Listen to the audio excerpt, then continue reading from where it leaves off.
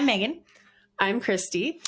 And I'm Auntie B. And we are Homebrew Murder Crew. back at it. Microbrew. Yes, hello, our Patreons. Hello, patrons. Patrons.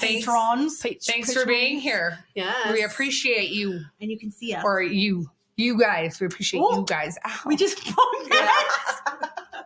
Glasses. Okay. I'm okay. Okay. Yeah, Okay. we're Okay. We survived. We survived it. You guys are No traumatic head injuries. not today. Oh, just quick side story for you. I went for a visit to my son's grandparents' house, and my mom took me, and she dropped us off. 7 minutes from the time she dropped us off to the time she sent this text message, what she sent me was, so I'm on my way to Winners. I'm going to go shopping, but I did just see someone get hit by a car. I called the ambulance for him. He's in the ambulance and he's good to go. So now I'm on my way to shopping. Oh my God. 7 minutes. Oh, wow. See, someone gets hit by a car, calls an ambulance, gets them in. Not a bad response time for an ambulance. Yeah. But yeah, just how random is that? Just That's random. Yeah. Oh, boy. and 7 minutes. That's all it takes. 7 minutes for life to change. Yeah.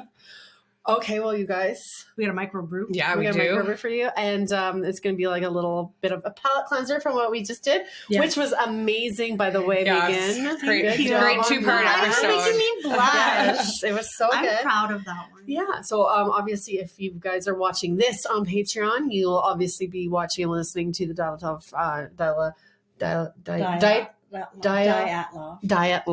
always get the Diatlov. vowels and the consonants mixed up. Words. But yeah, very good 2-parter. So that's available to y'all right now.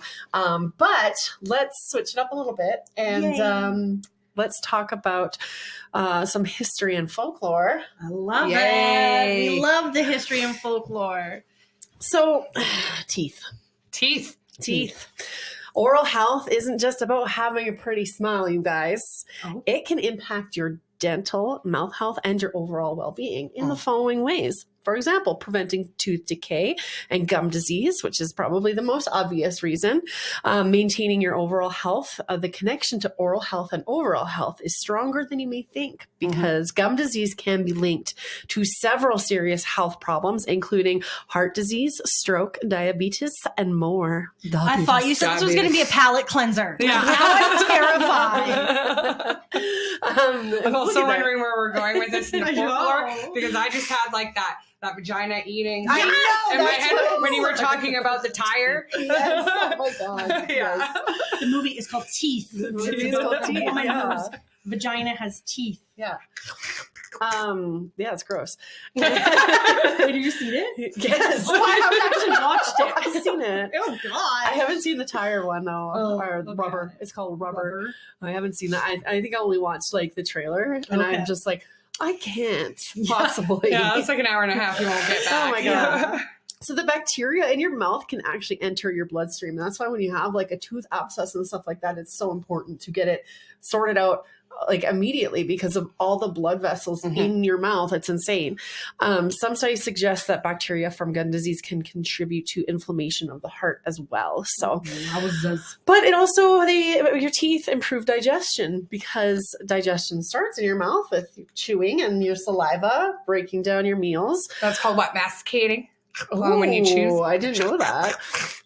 Missing teeth or oral pain can make it difficult to chew properly, which can lead to digestive problems. So, Fair enough. but it also boosts self-confidence having a purty smile. So, You got a purty mouth. how many people do you know that will not open smile for pictures Lots. because like Lots. tooth discoloration or missing teeth or Well, whatever? quite honestly, I never would have if my mom didn't put me through what she did when I was growing up. Yeah, crooked teeth. This was a lot yeah. of work, you guys. Yeah. I'm talking like headgear, spacers, braces, all the things. Yeah. Wow. I know. It also saves money because preventative dental care is much more affordable than dealing with an issue when it arises. You also speak clearly, because your teeth play a crucial role. Well, Sometimes. your teeth play a crucial role in teeth, but so does the amount of, in speech. Your teeth play a crucial role in teeth, yes, in speech, but also so does the amount of wine that you consume before you podcast. So accurate. there's that too. Very accurate. No wine has been consumed today by the three of Yeah, us, though. No, shockingly enough. I did eat a gummy, though, before you guys I came will on. say it's not early anymore. Oh, I might still have gummies in my system from last night. Yeah. And enjoying food. So dental problems can make it difficult or even painful to enjoy the foods you like ice cream, like hots and colds and stuff like that. Well, I know when I get a toothache, all it takes is just biting one little thing the wrong way, and it's like shooting pain throughout your entire face. Yeah. I was talking today about like my sinuses and like the pressure my sinuses are experiencing right now is causing my teeth to hurt too. Oh, I hate that. So it's my teeth are hurting just listening to this. It gets a little less teethy, a little less toothy. Maybe. I don't know actually, but with all this in mind, it's no wonder that the Canadian dental industry was estimated in 2015 to have made about or over $13.6 billion. It's an expensive industry, but it also explains why there have been and continue to be so many different rituals and lore around the world surrounding these pearly whites, up to and including our modern day tooth fairy. Oh yeah, the go. tooth fairy, and that's where we'll end it for. No, I'm just kidding. Part one. For her too. No, but that's what we're talking about today. Essentially, I the love tooth that. fairy and Nice. lore about teeth and that sort of thing. Neat. So, Sweet. how did we get to the tooth fairy, the modern day tooth fairy? Who is this elusive weirdo willing to pay good coin for your baby teeth? Well, the first written mention of the tooth fairy appeared in I hate it when this thing does that. The first written mention of the tooth fairy appeared in 1908 in an article in the Chicago Daily Tribune, where a tooth fairy was suggested as a way to encourage children to accept the loss of their baby teeth. The tooth fairy's popularity soared in the 20th century in Northern America, where she became a symbol of childhood innocence and a source of comfort for children experiencing the somewhat unsettling event of losing their teeth. Yeah. Because I don't know if you guys remember losing your teeth. I don't really. I think I might have blocked it. I have like, two very, very clear. Terrifying when you get a loose tooth. My dad used to pull my nose. Oh no, I'm not doing I had that. one, just as a quick side story, I had one, my parents used to brush my teeth when I was little, and I'd like lie on their laps and they'd brush my teeth, and I had a loose tooth. So my dad was brushing my teeth and I felt something like in my nose. I felt like all of a sudden I really needed to blow my nose. So I went and blew my nose and I felt something cut me. And so I was like, what the heck was that? And I look in the Kleenex, and sure enough, inside the Kleenex is one of my teeth. You blew it out for your nose? I don't know if it went up through the sinus or it went up in my nose. But while my dad was brushing my teeth, it had fallen out, ended up in my nose somehow, and I blew it out into a Kleenex. Okay. Well, I thought this was supposed to be a palate cleanser. But Yeah. So thanks for that trigger. That's more terrifying than what I was just going to say. I still remember exactly which cloths my dad, like the washcloths my dad used to use to put in my mouth and then pull the tooth out. I can still remember the taste of those washcloths. Yeah, I did that on a slipper. I played puppy once, and I ripped out a tooth chewing on a slipper. Yeah. So yes, I do remember losing teeth because it's can be traumatic. Yeah. So the tradition of leaving a tooth under the pillow and receiving a small gift or coin became a cherished ritual, further cementing the tooth fairy's place in pop culture. So M has some older friends, obviously in daycare and stuff, who began to start losing their teeth and getting visits from the tooth fairy. So he's been asking like, Mommy, like when's the tooth fairy going to come and visit me? And so I like to use the tale of the tooth fairy to explain to him, well, you know, she's not going to want your dirty, rotten teeth. So if you want her to take your tooth and leave you money, you have to be brushing your teeth twice a day. Yeah. Right. Fair enough. And so it's kind of working. It's still like, honestly, getting him, a child his age, to brush his teeth twice a day is like pulling teeth. So... Yeah, which we just talked about. Yeah, no, I don't have to worry about that for a little bit longer. The baby ones are still coming in, and that's where my worry lies these days. Because also apparently growing teeth isn't a fun experience either. Yeah, no, it's not. It's just sorry. I needed my notebook because I had some extra notes here that I wanted to maybe reference. So do you guys know like what the going rate for a tooth is? A toonie. I think it's $2 $1, a loonie or a toonie. That's so what my stepkids get. Okay. So the stat is from like the US, but anywhere from like I think it was $2 to $5. Obviously depending on your social status and shit like that, which I just think that there should be a standard, for everybody. Because why is a tooth fairy like a rich girl's teeth better than, I guess, because she gets better dental care. I lost a tooth and I got a Porsche. What did you get? Toonie. And you're in America, so Toonie's useless. And then also just the fact that the tooth fairy is like a childhood comfort thing for losing your teeth. Can you imagine before knowing that you lose your baby teeth? Can you imagine like the first peoples of the world? And so you just lose a tooth and then these new bones just start erupting from your mouth. Like what that must have. Yeah. Like what is happening? Terrifying. And so, from the tribunal, that was actually, who that first written account was from in 1908. It was, Lillian Brown, actually under, the article Household Hints. She wrote in about the tooth fairy. Also, why is it like all these like folklore and whatnot, like Santa, the Easter Bunny, tooth fairy? Why is it always involving a random strange entities coming into your house and leaving stuff? Just FYI, people, normally if something's coming into your house that you don't know is there, it's not to leave you something. No. Or to take something and then leave Children something. know that, though. But so then in the 1920s, so 12 years later after that article, 12 years later, a French fairy tale released in the States and was translated to English. And it's the rap book story, Tooth Mouse. Also in the 1950s, Disney became a thing, and first fairy Tinkerbell. First fairy movies were coming out. So Snow White was the very first one. In 1940s it was Pinocchio. Both showed a good fairy finding you when you were in need of help. And Tinkerbell, exactly. Mm-hmm. So they all had very positive connotations. That again is my smoke detector. We just changed the batteries. First time I heard it in here though. Yeah, we just changed the batteries 2 days ago, and it's still beeping at us. I don't know what the fuck is going on. And then in the 1970s, the whole tooth fairy thing just blew up. A DJ put her on the air. So like mentioned her on the air, I think. Mm-hmm. And then also the American Dental Association put out an official statement because they got so many calls from parents asking what the fuck the tooth fairy is. So that's so funny. They're like, why are all these people calling us randomly about a tooth fairy? What the fuck's the tooth fairy? Yeah. But so I mentioned about the French fairy tale and this rat mouse tooth thing. So let's take a look pardon me, about some of the rituals around the world surrounding your teeth. Okay. These are the top 10. So there's extraction rituals where it's indigenous tribes in Africa, Asia, Oceania, and Australia. Brittany is the word extraction and teeth. It's so hard.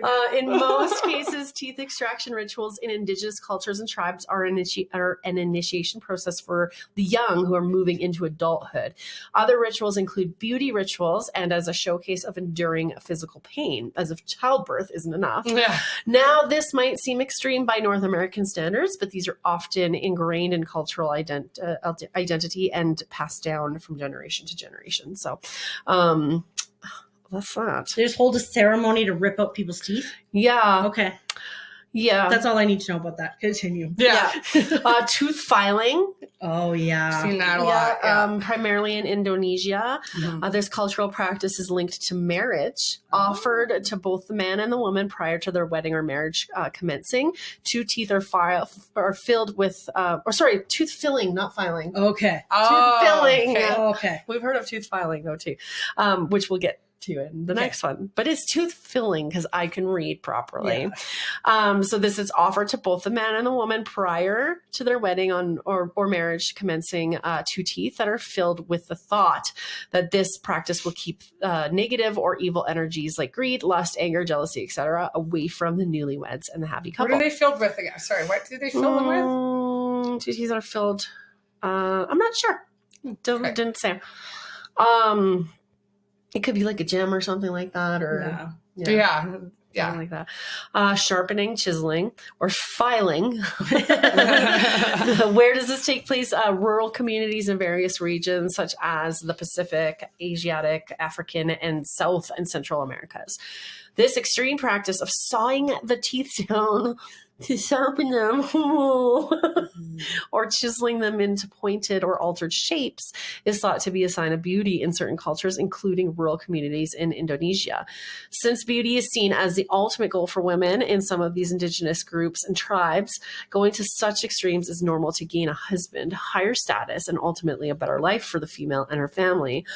As if childbirth wasn't enough. Yeah. Another reason. Why? I've never been through childbirth. Also, why do we need to worry about that? What are the men doing? Marriage? Like, come on. What are the men doing? What are the men doing? So, another reason, religious or spiritual purposes, to ward off evil spirits or to assist in spiritual practices. The good news is teeth modifications are not necessarily mandatory for all women in these cultures. So that's great. But you won't find a husband. Yeah. You don't have to do it, but just be that's all right. True the rest of your life. Yeah.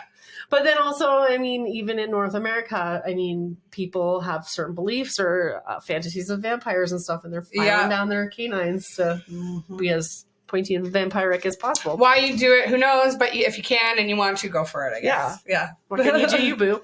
Yeah, you do you. This is the skin of a killer, Bella. Say it. Vampire. Okay, number 4, teeth coloring or lacquering. Where? Southeast Asia, islands, mainland, South Africa, Peru, Ecuador, Morocco. Blackening of the teeth is traditionally performed by healers in African cultures and happens around adolescence to welcome the young into adulthood. In Borneo, a mixture of burnt coconut shells and oil makes up the black material, which is placed on the tooth. Ginger or mango fruit is braided or etched into the surface of the tooth to create the finished look. The reason behind the practice is to differentiate against animals and Europeans. In Morocco, red staining of the teeth is a result of chewing makua fruit or guru nuts. And I just spat on my iPad.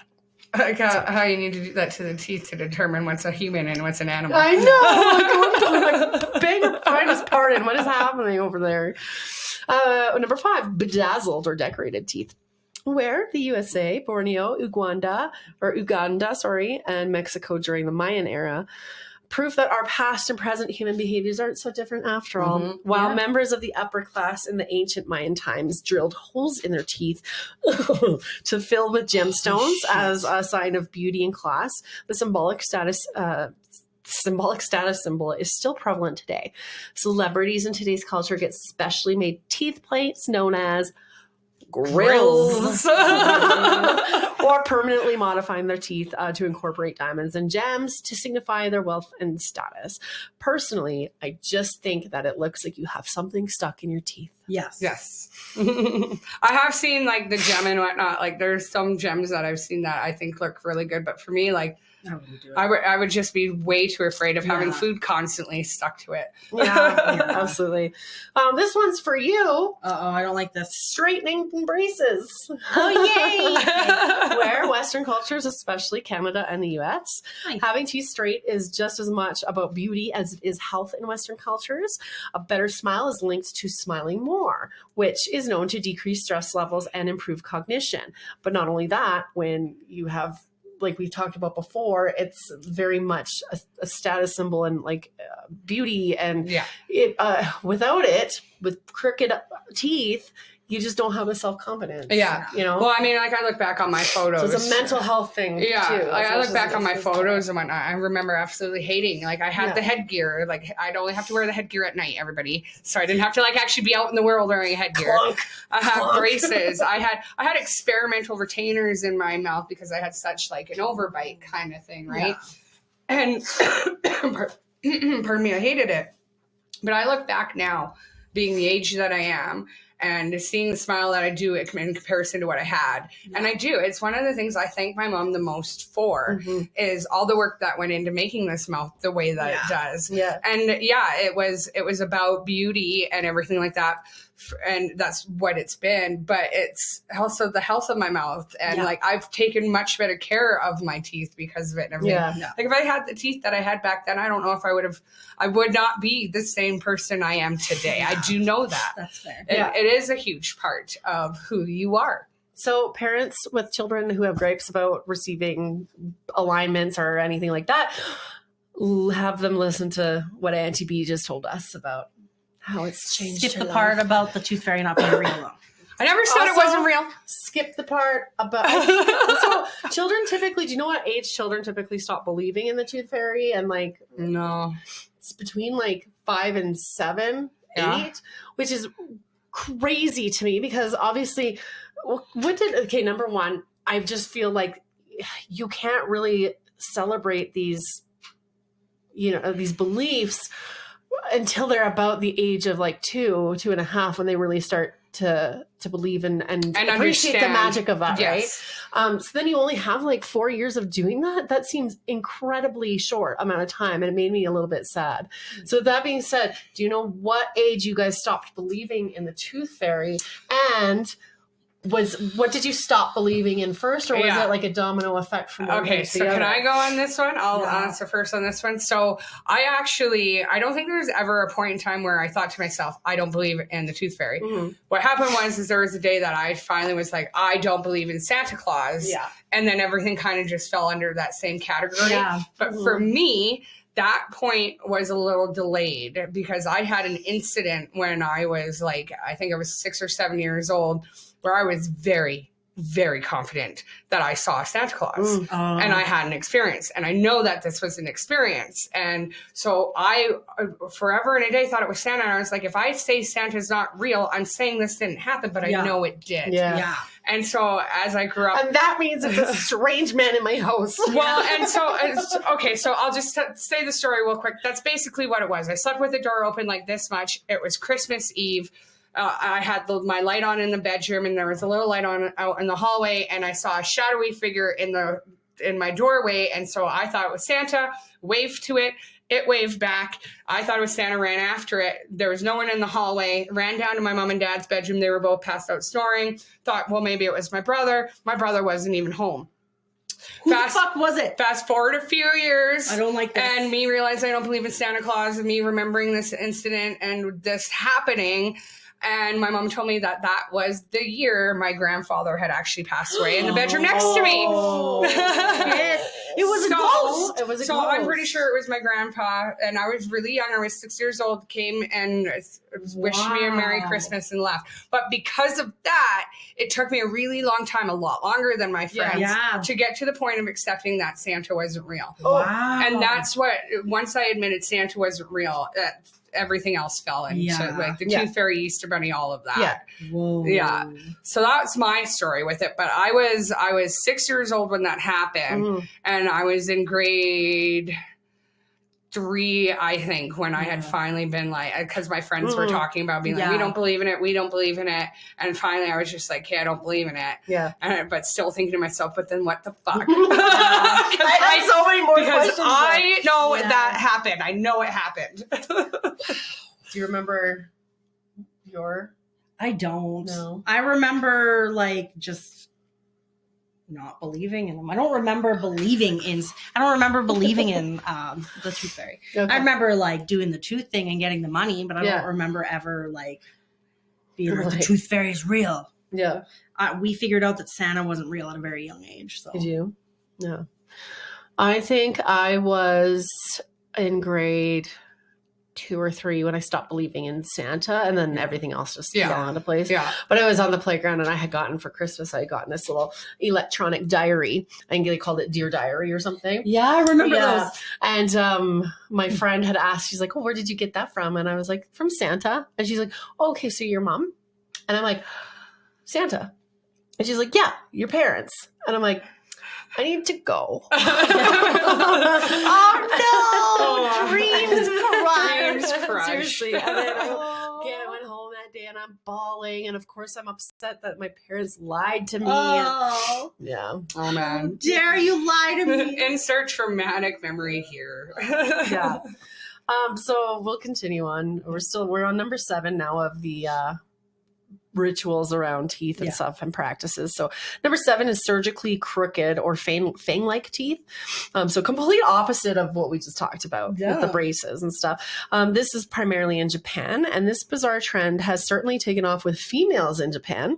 While Western cultures find children and adults spending mass amounts of time wearing braces and retainers to correct and straighten their teeth, in Japan it's actually opposite, and the cosmetic procedure is called yeba, which translates to multi-layered or double tooth, and it involves the dentist attaching non-permanent or permanent mini fangs to canine teeth to crowd the molars and push the canines forward. I'm picturing there's a mouth with way more teeth in it than it needs, and it freaks me out. Yeah, it freaks me out. That's terrifying. Sorry, this isn't as easy an episode as I was Yeah. Teeth are a scary subject. Uncomfortable. Number 8, turning in teeth for cash or presents, where North America and Hispanic cultures. So North America has the cherished and high anticipated tooth fairy, and Hispanic cultures have the adorable critter, Perez the mouse. While the characters are different, the concept is about the same.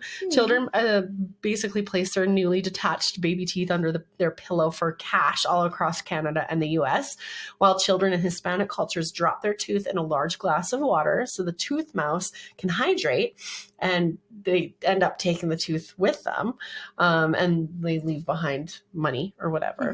I think I wrote something else about this guy. No, maybe I didn't. Mouse, eh? But yeah. I also, on the whole, having work done, I had more teeth in my mouth than my mouth could hold. Yeah. So did I. So I had 4 adult molars pulled so that I could create room in my mouth, which is literally the exact. I'm removing teeth to fit my teeth, and they're adding them in. Yeah, absolutely. It's crazy. Which goes to show you society's just fucking do what you want. It is, yeah, that's true. Number 9 I really like, actually. It's called teeth tossing, primarily in Greece. While Western cultures find a baby teeth under pillows for cash or presents, or hide the baby teeth, Greece has a much more animated approach to celebrating a newly fallen out tooth. Children are actually encouraged to toss their baby tooth over their roof and make a wish for their teeth to grow back strong and healthy. They're just teeth all over the roof. In your backyard gardening, all of a sudden they're flying tooth at you. Oh my god. Didn't think about that. That's cool though. Yeah. And then number 10, China actually has a Love Your Teeth Day to increase the importance of dental care in the highly populated nation of China. The government has identified September 20th as National Love Your Teeth Day. Oh, okay. So the successful campaign has seen an increase in people visiting the dentist and taking better care of their oral health, which has helped dissipate fear around the expense, pain, and embarrassment. As more realize healthy teeth and gums are more than just a cosmetic issue, the government hopes to see a further decrease in health issues linked to or attributed to poor oral health. Also, February is Pet Dental Month. Oh, nice. So a lot of clinics, a lot of clinics will have promotions for dental health, cleanings, extractions, and stuff like that during the month of February, which is also fucking expensive. Yeah. So some related myths are El Raton Perez in Spain and Latin America. That's Perez the mouse. I love how you said that. Can you say that one more time? El Raton Perez. Thank you. That sounds so nice. So we just touched on him. So we'll touch him again in Spain and Hispanic America. El Ratoncito Perez, or Raton Perez, translated to Perez the Little Mouse or Perez Mouse, is equivalent to the Tooth Fairy. He first appeared in an 1894 tale written by Louis Coloma for King Alfonso, the whatever Roman numeral that is 5, 6, 7, 8, the 8th, who had just lost a milk tooth. Milk tooth is a baby tooth. Yeah. At the age of 8. As is traditional in other cultures, when a child loses a tooth, it's customary for the child to place it under the pillow so that El Ratoncito Perez will exchange it for a small payment or gift. The tradition is almost universal in Spain cultures, with some slight differences. He's generally known as El Ratoncito Perez, except for in some regions of Mexico, Peru, and Chile, where he's called El Raton de los Dientes, the tooth mouse. Oh. And in Argentina, Venezuela, Uruguay, and Colombia, where he's simply known as El Raton Perez. Nice. And he was used in a Colgate marketing commercial in Venezuela and Spain, actually. I feel like I recall a commercial here in America where the a little mouse. Oh, I'm gonna see if I can find it. Is I don't have a pen. Can you pass me a pen from my cup over there on the Thanks. Oop, stab you with it. Okay, Colgate. If I can find it, I will share it. Commercial with mouse. Okay. Elsewhere in Europe, pardon me. Elsewhere in Europe, in Italy, the tooth fairy, or Fatina dei Denti, is also often replaced by a tiny mouse named Topolino. Aww. In some areas, the same role is held by Saint Apollonia, known as Santa Apollonia in Veneto. Saint Apollonia's legendary martyrdom involved her having her teeth broken. So she's frequently depicted artistically holding a tooth and is considered the patron saint of dentistry and those with toothache and dental problems. Oh, nice.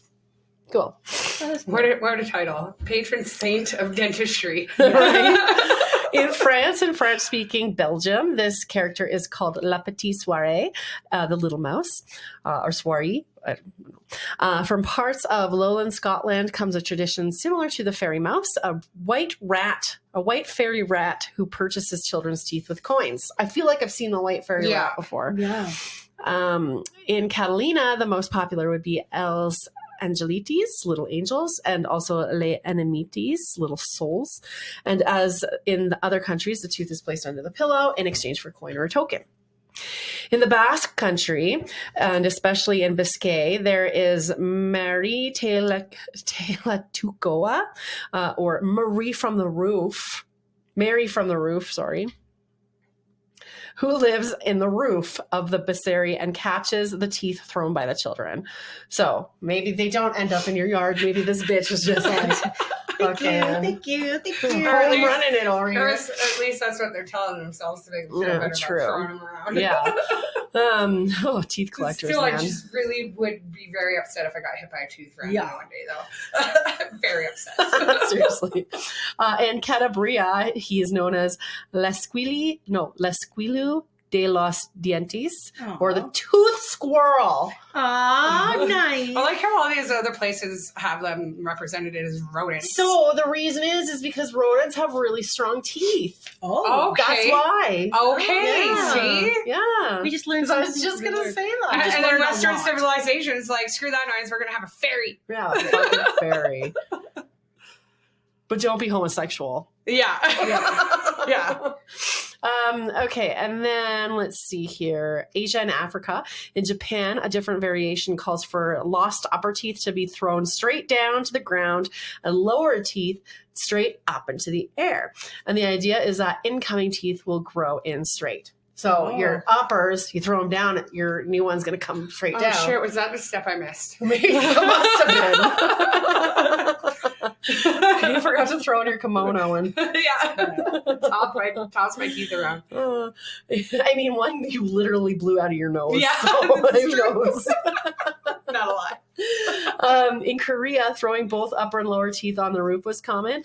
The practice is rooted around the Korean national bird, which is the magpie. Fucking hate magpies. And it is said that if a magpie finds a tooth on the roof, it will bring good luck. Some scholars think that the myth derived from the word kachi, which is a Middle Korean word for magpies. It sounds similar to new teeth, or because of the significance of magpies in Korean mythology as a messenger between gods and humans. Interesting. Interesting is right. Yeah. Which is like, okay, little... The more you know. Like I feel like I just little learned something. Timmy just lost his tooth. God, give him a new one. Yeah. I don't know. In the Middle Eastern countries, including Iraq, Jordan, Egypt, and Sudan, there is a tradition of throwing a baby tooth up into the sky to the sun or to Allah. This tradition may originate in a pre-Islamic offering dating back to the 13th century. It is also mentioned by Iz bin Hibat Allah al-Hadid in the 13th century. Good job. Remember that. I won't. Also, me doing the German market. Oh God, yeah. All your German episodes lately. Well, German and Russia, the market. Then we did the Black Forest. Yeah. And then we did Hinterkaifeck. We did Hinterkaifeck, yeah. And then died. Yeah. Oh God, I did the one with the German tourist that went missing. What was his name again? Oh yeah. Lars Mittag. Yeah. More microbrews. Oh my goodness. In Mali, children throw baby teeth into the chicken coop to receive a chicken the following day. So, cool. Sweet. So instead of money, you got to go buy a chicken. Those aren't cheap. Oh No. actually, well, and they continue to produce eggs, so that's an investment right there. True. Yeah. We're homesteading now. Yeah. Like, come on. Honestly, teeth and dental procedures and other people's dirty mouths in general freak me out. Yeah. And that's why I think the tooth fairy is a little bit creepy. Yeah. Or a little bit of a creep. Not to mention people wanting, or entities wanting to collect your teeth. It just seems like an invasion of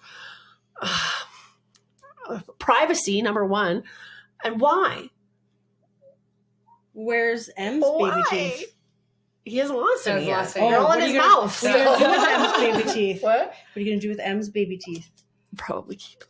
Yeah, see, Martin's got a drawer in our bedroom that's filled with baby teeth. See, yeah, it's different when it's your own baby. teeth. But like when you think of it as like something else, you know, no, it's I not, have a baby, like, and I maybe one tooth. Maybe I'll keep one tooth. Yeah. I don't know if I can be okay knowing. I don't know. It's weird to I me. asked my coworker that the other day, and she says she immediately throws it in the garbage. You know, like, it'd be I funny. keep it. I give them their money, then I throw it in the garbage. Yeah. You know, it'd be so fucking funny. It's just, I'm gonna say it. God. I'm gonna say it. Okay. But you know how he loves his bear. Oh God, no! Don't say it. Don't say that. Don't say that. I don't need I that. used to take all his baby teeth No. and glue them into the bear's mouth. Unlock traumatic memory number 2. Oh God, you're gonna traumatize that child. Oh, this makes me so uncomfy. All right, well then let's wrap it up here. So yeah, I just think, and especially like the idea of you're throwing your tooth onto your roof or over your roof or wherever, and you don't know where it's gonna go or who's gonna get it. Yeah.